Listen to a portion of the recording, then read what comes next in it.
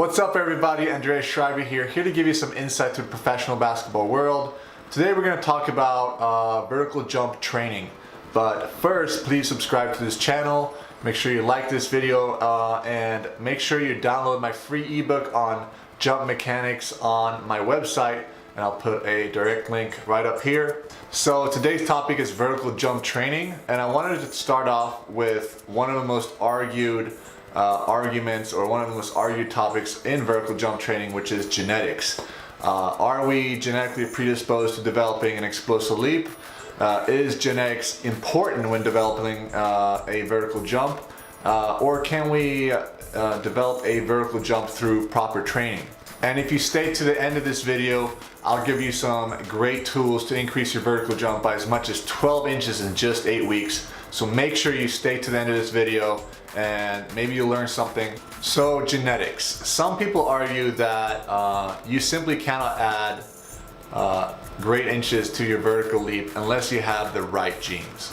Others argue that genetics is important, but without the proper lifestyle and exercises, you won't be able to develop your vertical leap. Finally, there's some people who argue that people tend to easily jump on the I don't have the right genetics bandwagon, similarly to how some overweight people blame their weight problem on bad genetics. Now, I've read hundreds of articles on vertical jump training. Some I'll post in the description to back up my argument, but it is my personal belief that the truth about genetics lies, like most things, somewhere in between. Yes, you're somewhat limited to your genetic makeup, but does that mean that white men can't jump? No, absolutely not. And honestly, I hate that phrase in line because it's a little bit offensive. And I know what you're gonna say, but Andreas, it must be the black genetics. I see guys in the gym who are black who jump higher than me. You get a much easier time dunking.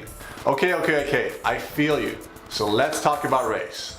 Whoa. The truth is that genetics, especially when you talk about races, is an extremely sensitive subject. Yes, the African American dominates explosive sports such as the NFL, NBA, sprinting, but think about this for a minute. Who dominates the hyper-explosive Olympic lift? Mostly the Eastern European white men. Who dominates the long, triple, and high jump? Mostly white men. And who dominates the extreme endurance sports? The Kenyans, who also claim to have the black gene. Even science has a hard time explaining it all, and it's my personal belief that it really just boils down to the culture. Different races dominate different sports based on their inherent sport culture rather than their genetic makeup. So where does that leave us with vertical jumping?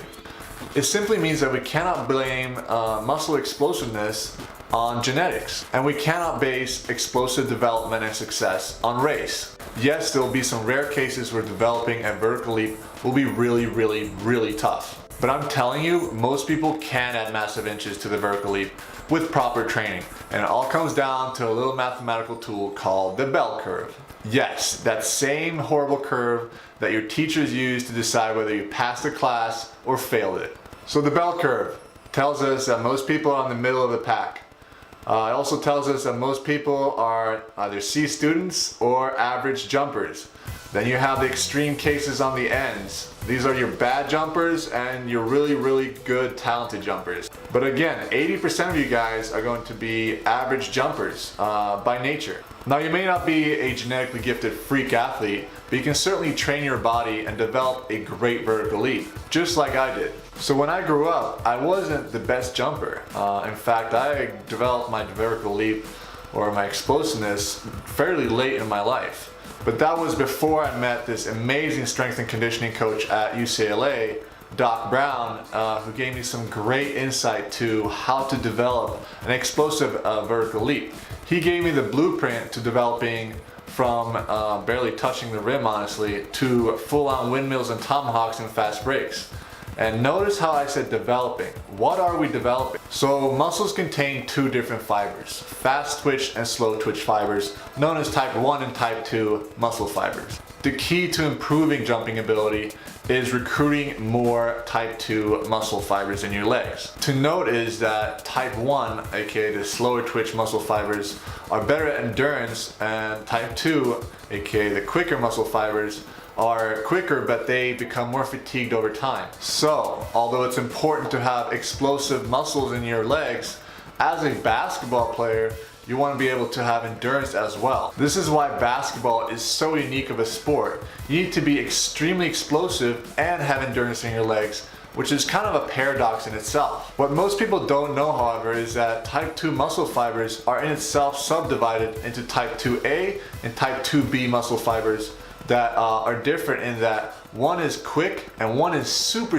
quick. Type 2B muscle fibers contract more quickly and are better at creating force at higher speeds. So obviously developing the type 2B muscle fibers is key in developing an extremely explosive vertical leap. So how do we recruit and develop these very specific muscle fibers? Clearly current jump programs who utilize a high rep routine have got it all wrong, and I'm talking to you guys, Air Alert users. High reps is not only counterproductive, but it's also dangerous. Overtraining can cause injuries such as shin splints, jumper's knees, tendonitis, and will definitely inhibit your development in jump training. With my Vertiblast jump program, however, we use a mix of complex and simple plyometrics exercises that really targets these areas that develop explosive leap and makes you jump higher. This program also highlights rest and recovery, which makes you maximize the output and force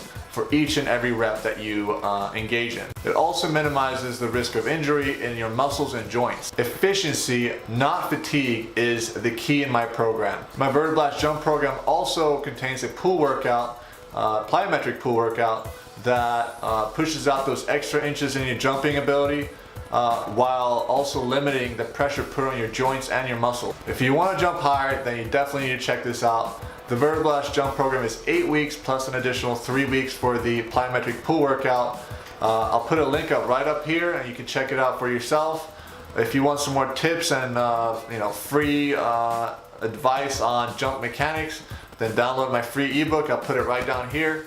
And I hope you guys have a great day, and I hope it was useful. If you have any comments or questions, just leave it in the comment section, and I'll talk to you guys later.